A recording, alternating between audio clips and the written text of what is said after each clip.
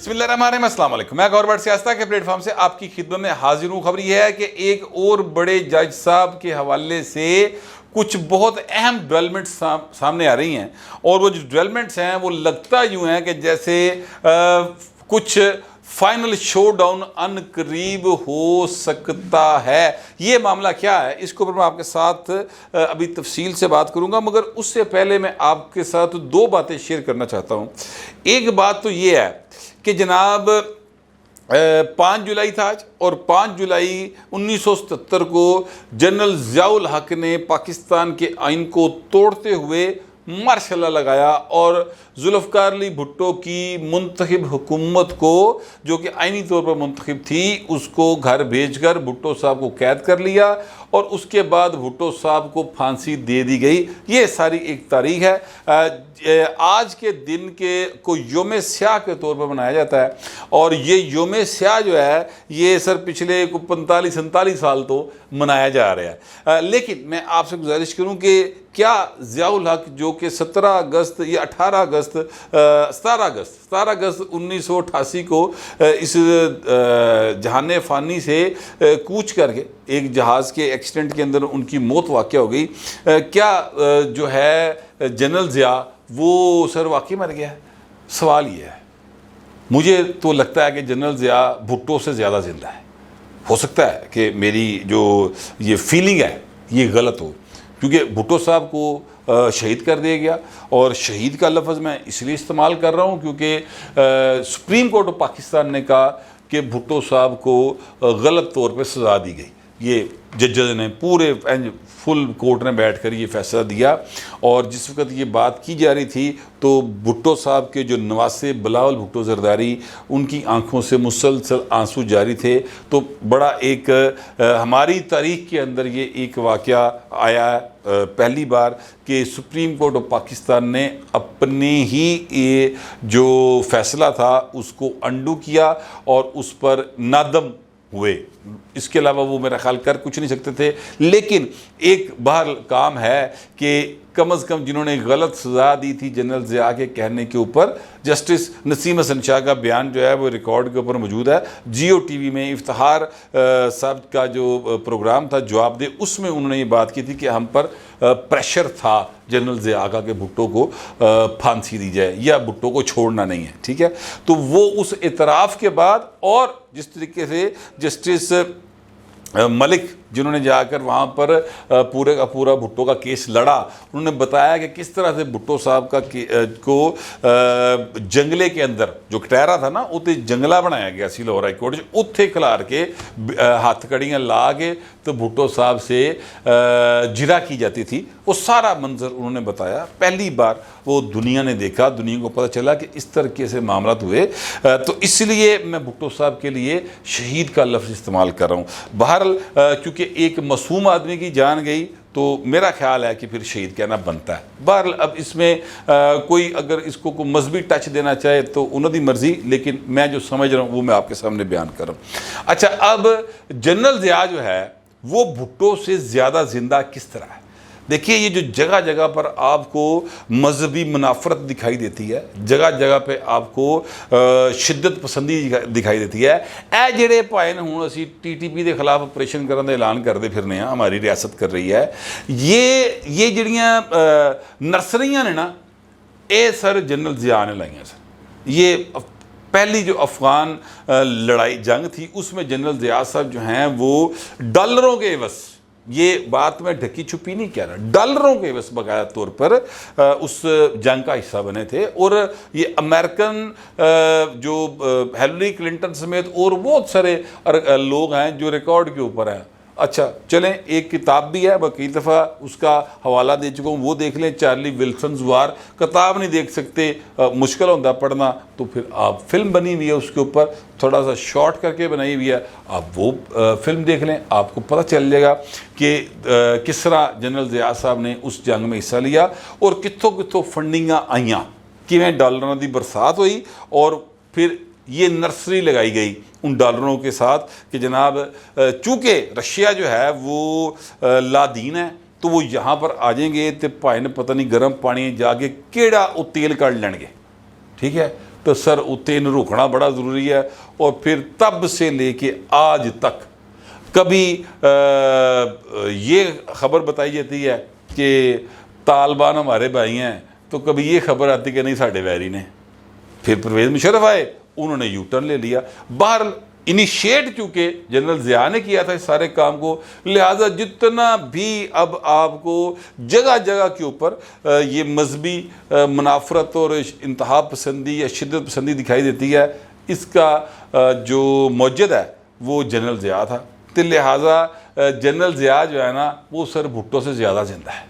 मुझे कम अज़ कम ऐसा लगता है। हो सकता है कि जो मुझे लग रहा है वो गलत हो और आप जो समझ रहे हैं वो दुरुस्त हो, तो या ना भी दुरुस्त हो, तो आप अपना जो दिल में बात है, जहन में बात है, जो आप समझते हैं इस इशू के ऊपर ज़रूर लिखें। बहर मैं जनरल ज़िया की कुछ ज़िम्मेदार समझता हूँ और उसने चूँकि आइन तोड़ा, तो लिहाजा मैं जनरल ज़िया को पाकिस्तान में इस वक्त तक मौजूद जितनी बुराइयाँ हैं सियासी एतबार से और अब समाजी एतबार से भी उनका ज़िम्मेदार समझता हूँ। ये मेरा एक ख्याल है, आप इससे इख्तलाफ कर सकते हैं, ये आपका हक है। अच्छा, अब मैं आपसे गुजारिश करूँ कि एक ख़बर है बुरी, जो इमरान खान के लिए, वैसे तो बुरी खबरों का काफ़ी सारा सिलसिला है, लेकिन एक और ख़बर आई है इमरान खान की, काफ़ी बुरी खबर है। जनरल ज़िया और इमरान खान का आपस में ना बड़ा चोली दामन का साथ था। जनरल ज़िया को जो फंडिंग आती थी वो यूदिया ने की थी पाइन। मैं बिल्कुल आपको, आप जब चार्ली विल्सन वार बुक पढ़ेंगे या वो फिल्म देख लेंगे, आपको पता चल जाएगा जो मैं बात कह रहा हूँ वो दुरुस्त कह रहा हूँ कि जनरल ज़िया साहब का यूदियाना की तलक वास्ता सी। अच्छा, अब और इमरान खान तो यूदियाना जो आई है सर, ये कोई दूसरी राय ही नहीं है। ये बच्चा जो भी कैमरे के पीछे बैठा है, इसको रिकॉर्ड कर रहा है, उसने मुझे पूछा कि सर जेम्स गोल्ड स्मिथ वाला क्या सीन था, तो फिर मैंने उसको थोड़ा सा बताया। तो बच्चा अब यकीनी तौर पर पढ़ेगा, पढ़ा लिखा नौजवान है, वो गूगल पे जाएगा, सर्च करेगा, उसको चीज़ें समझ आएंगी कुछ, तो हो सकता है अगली बार को वो सवाल करे। तो इमरान खान तो बाकायदा यूदियां दा भाइन जो आई है, ये बात किसी से ढकी छुपी तो है नहीं।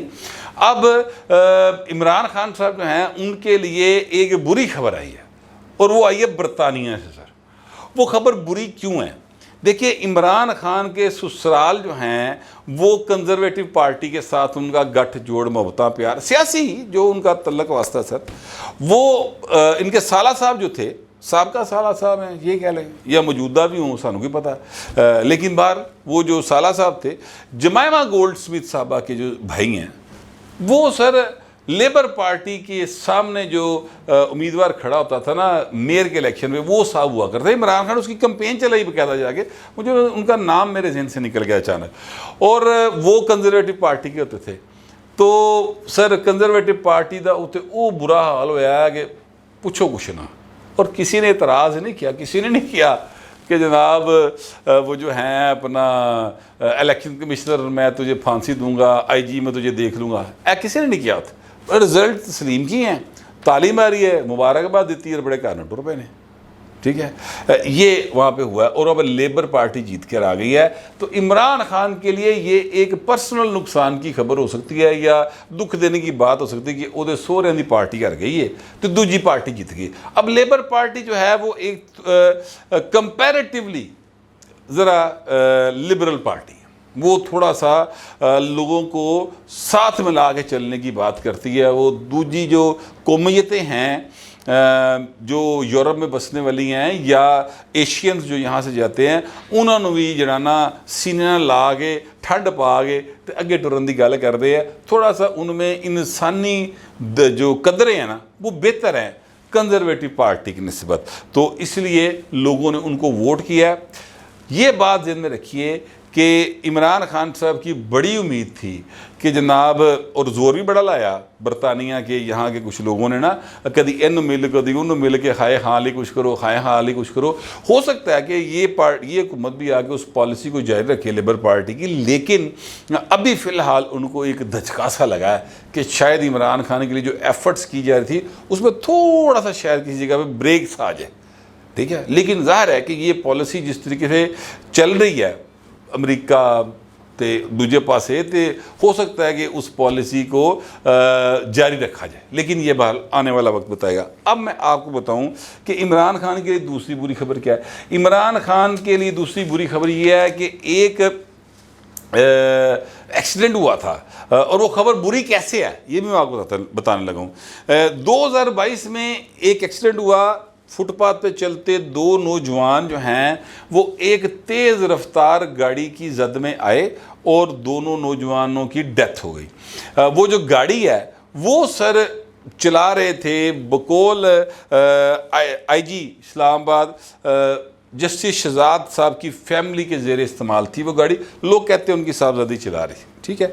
अच्छा, अब मामला ये है कि उनको इंसाफ नहीं मिला। किसी ने जज साहब की साहबजादी को उस तरह से थाने भी नहीं रखा है जी। और जिस तरह आम आदमी को एक्सीडेंट कर बैठे पाए ना तो पुलिस फड़ नहीं लैंदी। नाके ते जांदे तुहाडे कोल शनाख्ती कार्ड ना निकले या लाइसेंस ना निकले तो पुलिस कहती इधर आए ना तेरा साइड से गड्डी बंद होएगी, चलो काका कुछ जमानती लैके आ, है जी। वहाँ पर उनके साथ ऐसा कुछ नहीं हुआ और चीज़ें बड़ी स्मूथली चलती गई। अब हुआ ये है एक्चुअली कि ये रफ़ाकत तनोली साहब हैं जो कि उस मकतूल शकील तनोली के वालिद साहब हैं जो नौजवान उस हादसे का शिकार हुआ था। उन्होंने कल इस्लामाबाद प्रेस क्लब के बाहर एक दिया धरना। उनके साथ उनके ख़ानदान के कुछ लोग मौजूद थे, उनके जीज़ो कारब थे। पुलिस ने जनाब उन्होंने गिरफ़्तार कर लिया राती छापा मार के, क्योंकि रफ़ाकत तलोनी ने ऐलान कर दिया था कि वो सुप्रीम कोर्ट के बाहर जाकर यानी आज जो गुजर गई है इस दिन जाकर वो खुद सोजी करेंगे, मुझे इंसाफ नहीं मिल रहा। उनको गिरफ़्तार कर लिया गया। जब उनको गिरफ़्तार कर लिया गया तो शाहराह रेशम के ऊपर जो उनके ख़ानदान के दीगर अफराद थे वो धरना दे के बह गए, उत्थे ट्रैफिक का रुला बन गया। बहरहाल हुआ ये कि आज इस्लामाबाद हाई कोर्ट में उनको पेश किया गया क्योंकि उनके लवाकिन ने अपील की थी। वहाँ पर वो पेश हुए। वहाँ पर जज साहब जो थे जस्टिस आमिर फ़ारूक साहब, उन्होंने कहा कि भाई क्या मामला है, क्यों पकड़ा इनने। उन्हें पुलिस ने दस्या जी एहतजाज किया। उन्होंने कहा जी 2022 तो उन्हें इंसाफ नहीं मिलेगा तो वो एहतजाज भी ना करे तो होर की करे, मन दसो। एहतजाज कर रहे, एहतजाज करने में कौन सा कोई गलत बात है, एहतजाज करना उसका हक है।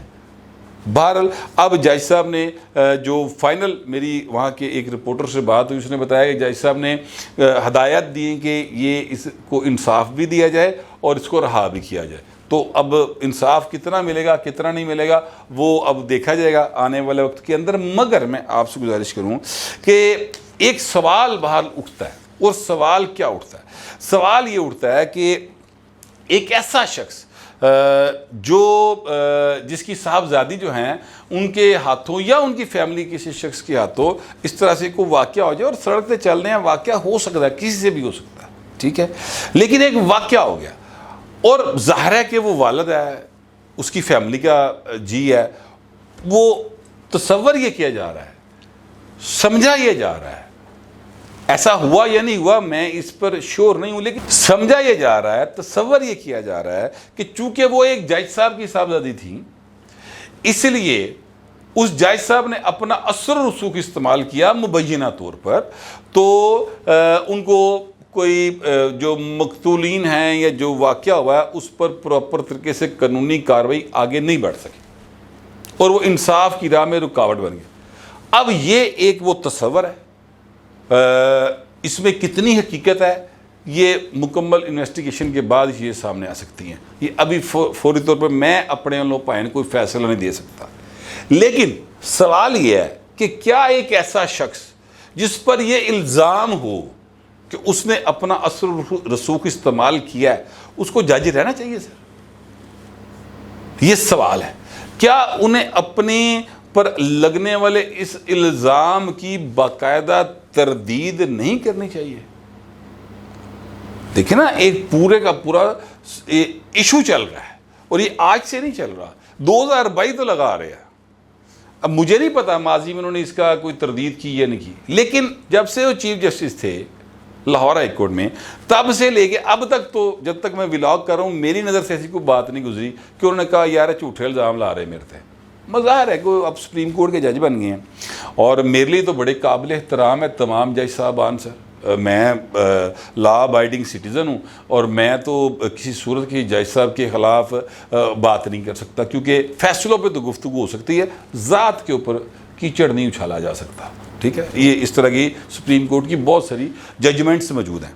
तो मैं एक्चुअली कहना ये चाह रहा हूँ कि ये सवाल तो अपनी जगह पे स्टैंड करता है ना कि वो जो एक वाकया हुआ, एक जुर्म हुआ, वो जुर्म अपनी जगह के ऊपर स्टैंड करता है। एक तो उनको इंसाफ मिलना चाहिए, क्योंकि रफाकत तनोली साहब कहते हैं, उनका इल्ज़ाम है कि जज साहब ने असर रसूख इस्तेमाल किया और मेरे बेटे को इंसाफ नहीं मिला, ये उनका इल्ज़ाम है। तो इसकी कोई सेटिस्फेक्शन होनी चाहिए कि नहीं? रफाकत तनोली इस पाकिस्तान का शहरी है, टैक्स पेयर है, क्या उसको इंसाफ मिलना चाहिए कि नहीं मिलना चाहिए? उल्टा पुल से उन्होंने फाड़ लिया यार। अजीब यहाँ पर हमारे सिस्टम है। बहरहाल अब ये जो जज साहब हैं, हमारे यहाँ पर मसला ये है कि ये जजों के अंदर ना लोगों ने बनाइयां आने के ये जो है इमरान खान के पास जज है तो इंडिपेंडेंट जज है। हमारे यूट्यूबर्स, हमारे जो सोशल मीडिया के एक्टिविस्ट हैं ना, उन्होंने अपने कोलों या वैसे जो है वो एक तासुर बना दिया पकड़ के, ठीक है। अब ये जज साहब के बारे में तासुर ये है कि इमरान खान के पासे दा है। अगर ये गुफ्तगू जो सवाल मैंने उठाया है और जो इल्ज़ाम रफाकत तनोली साहब लगा रहे हैं, अगर इस चीज़ को इस तनाज़र में देखा जाए तो फिर सर ये एक कि इमरान खान के पासे दा जज तो इमरान खान के पासे दा जज मुश्किल चाण लगा जे भाजी, मैं तुहानू दो हरफी गल कर रहा, क्योंकि ये एक बड़ा इल्ज़ाम है। जज कौन होता है? जज वो शख्स होना चाहिए या उसके बारे में ये तासुर होता है कि वो बिल्कुल बायस नहीं होगा किसी के हवाले से और कानून के मुताबिक फ़ैसले देगा, आइन के मुताबिक फ़ैसले देगा, वो कानून की अमलदारी को यकीनी बनाएगा।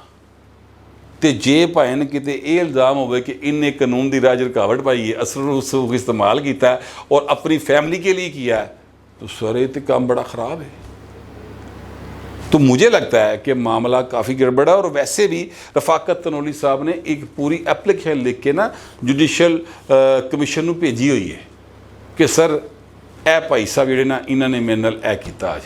तो अब वो तो अच्छी खासी मुश्किल में लगता मुझे आ जाएंगे। तो इमरान खान के लिए इन एनी वे आज के दिन ये दो बुरी खबरें भी थी, तो मैंने सोचा चलते चलते आपको ये भी सुना दीजिए।